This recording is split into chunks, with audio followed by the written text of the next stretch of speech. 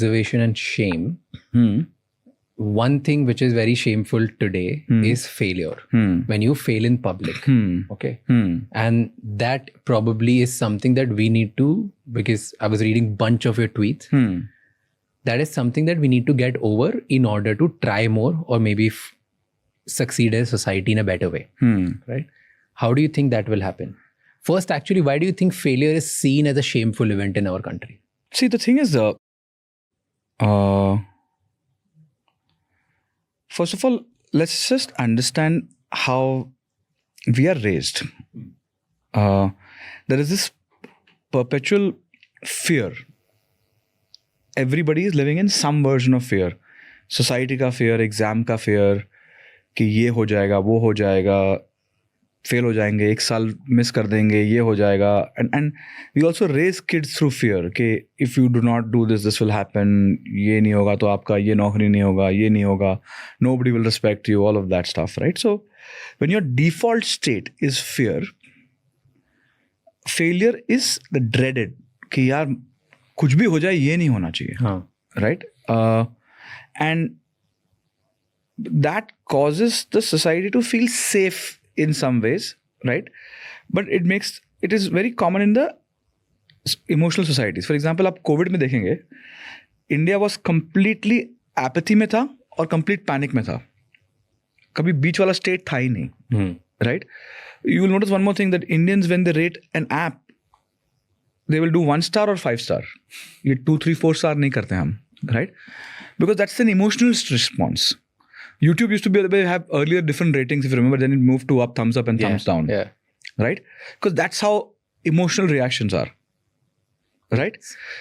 And that's exactly like, oh, I'm a fan, and then if they don't do well, oh, we'll hate, right? And therefore I often say that we like to create gods out of people and then do Visarjan of them, right? And that's how we feel okay about things, right? So I think what happens is, हम ये जो failure का part है, right, comes from what do we celebrate, right? Now, risky behavior historically resulted in you being left out in the society, and the society had no way to bring you up or whatever, and you would be like treated as somebody who has bad judgment. तो उससे ज़्यादा risk मत लो, simple चीज़ करो. For example, let's say our movement as a society from saving account to fixed deposits, to investing in mutual funds, to investing in stocks is a journey, right? And you will see that different communities and different societies, for example, business families had a very different relationship with money. Yeah. Because risk was innate. So you notice that they were the earliest to adopt the riskier part of life. True. Right? But when you see younger people, they are now adopting riskier things faster because their household is safe. For example, you did not have to think about khana kaise aayega. Fair. So your failure ability or your risk appetite changed materially. So next generation will be significantly much more attuned to failure, because the failure doesn't mean khane ke paise nahi hai. Like I have had stages of life where I did not have money to eat, right? And you are literally, I would go, I remember like buying chana on credit, chana sing on credit. कि आज का खाना यही है, right? So that has a very different tolerance. Sometimes losing everything also makes you very good at failure, right? If you notice somebody that कोई अगर poker खेलता है जिसका छोटा स्टैक होता है, वो पूरा टाइम ऑल इन करता है, because it's so close to zero. Yeah. So you will see that people who have less money are doing more riskier behavior. What? Right? Like for example, people who are getting caught in investment scams, this, that, they're like, okay, small money, very small चलो money. डाल के देखते हैं क्या होता है, वैसे भी zero है. So I think failure comes in a mixed thing, but culturally we are a collectivist society. Collectivist society becomes simple है कि we operate as one unit. Yeah. Right? When we were, you would remember that your grandparents would tell you that हमारे सबके एक ही कपड़े आते थे and we used to wear the same shirt, right?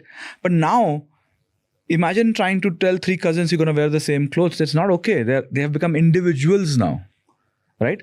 So as we move from, let's say, a non-individualistic society to individualistic, we will get to more failure, understanding choices, and so on and so forth. But there's another thing that is happening, which is preventing failure again, is people fearing their social media followers.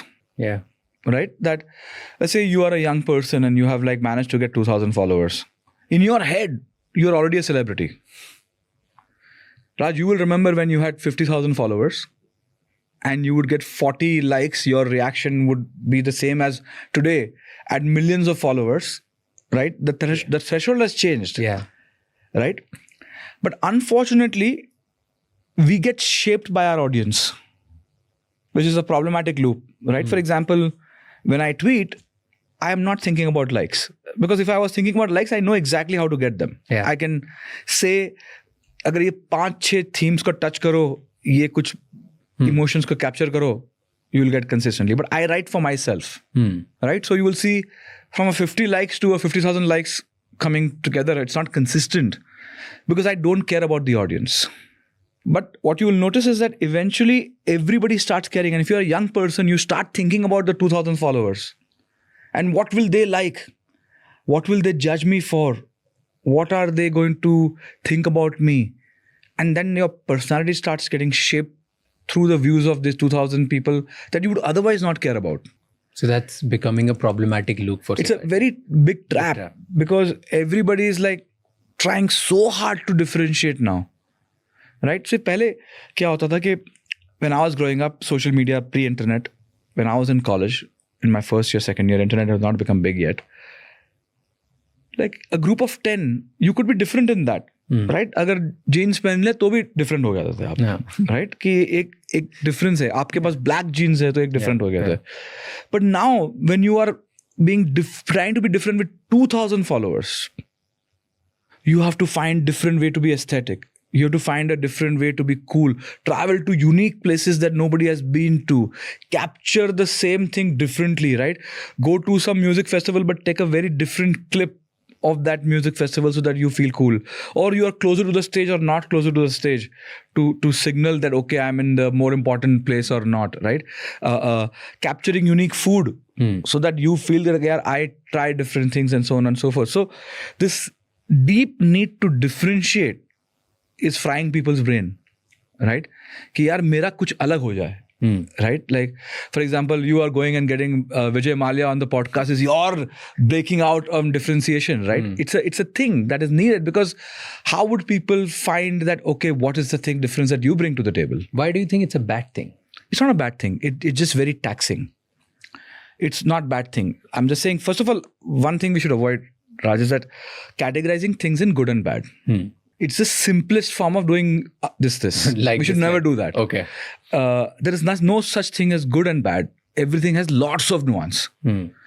Let's say if you have the capability to differentiate, by all means do it. Right? But if you do not have the capability and you're trying very hard, it is very mentally taxing. But don't you think if you keep trying to do that, maybe you'll find a differentiator and that will act as a proof for you in one area of life, which will help you in other areas of life as well? Yes and no. Eventually what you will realize is that 99.9% of humans have non-differentiated. But they are now being told by all these people that you have to be different, right? And therefore we try to capture every trend. And say, okay, I'm going to be this. And if you look at fashion cycles, used to earlier take multiple years to get outdated. Now they get outdated very quickly, right? And what we call as fast fashion is nothing but, oh, somebody wore this, now it's everybody doing it, now it's gone in months, in weeks. Yeah. You saw the whole Labubu hype kind of go and crash in weeks. When I was growing up, some of these trends would last for a decade before it disappears. So we are hyper connected. So the cycles are moving very fast and that is very hard for a lot of people to keep up. People like feel brain fried that like, how do I keep up to this thing? So a lot of people choose to not showcase themselves at all. They become observers because they just accept that I can't keep up, right?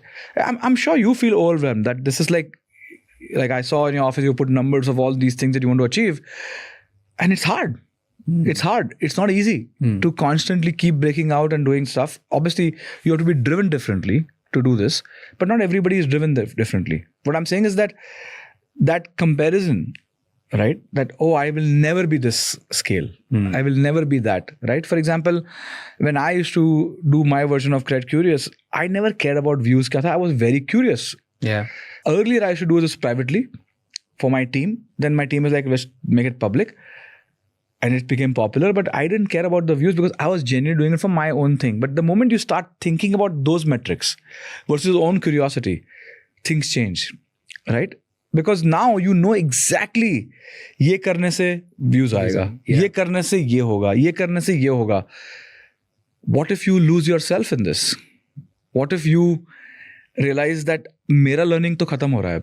अब now I am getting whatever will get me applause. Right? When a great actor starts doing stuff that will get gags and laughs from people because it gets views, it gets money, eventually they feel that void that I've stopped being a great actor. So, like, this is called the pandering to the audience. Like, you are eventually getting to a place where, oh my God, this is who I've become. Yeah. You know, I'll talk about me a little bit and then we'll go back to the fear conversation. So what has really helped us is us